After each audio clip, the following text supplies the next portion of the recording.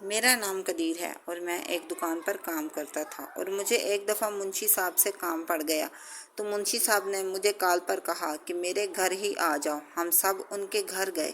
دروازہ کھٹکھٹایا، منشی صاحب کی لڑکی نے آ کر دروازہ کھولا اور ہمیں اندر بلایا۔ ہم اندر چلے گئے۔ منشی صاحب ابھی تک نظر نہیں آ رہے تھے اور اس وقت لڑکی کے ساتھ ہم کمرے میں اکیلے تھے۔ لڑکی بے تکلف تھی، مسکرا کر بولی، گھبرائیے نہیں، تشریف رکھیے۔ مگر ہم نے کہا منشی جی کہاں گئے؟ بولی وہ ابھی آ جائیں گے، ان کے بنا ڈرتے ہیں آپ؟ اس نے شوقی سے پوچھا۔ نہیں تو یکایک ہماری طرف اٹھ کر آئی تو پھر بیٹھی۔ فرمائیے کیا پئیں گے، شربت یا چائے؟ انہیں تو آ لینے دیں، ہم نے ایک صوفے پر بیٹھے ہوئے کہا۔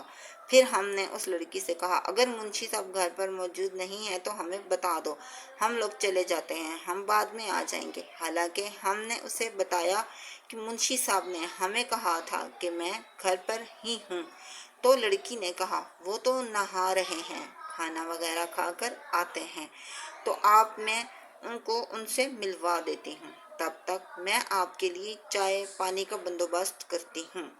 ہم لوگوں نے کہا نہیں، ہمیں چائے پانی کی ضرورت نہیں، ہم گھر سے کھانا کھا کر آئے ہیں۔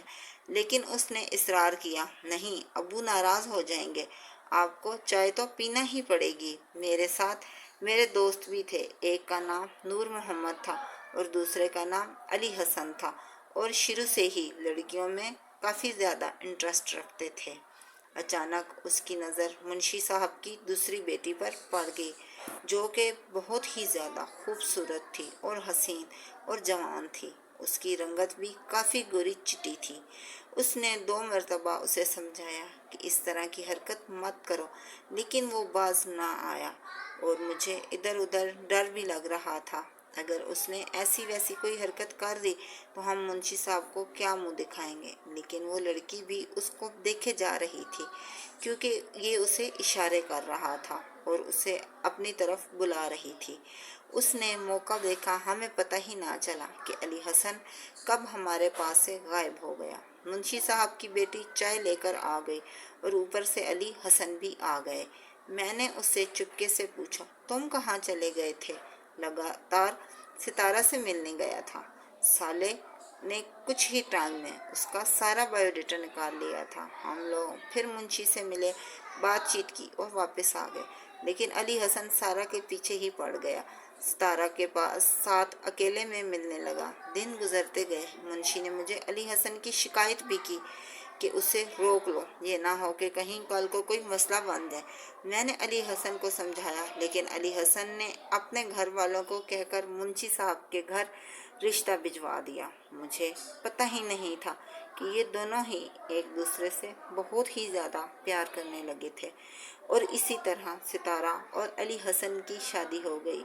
میں نے کہا تم تو ہم سے بھی بڑے کمینے نکلے، منشی صاحب کی بیٹی کو ہی بیاہ کر اپنے گھر لے آئے۔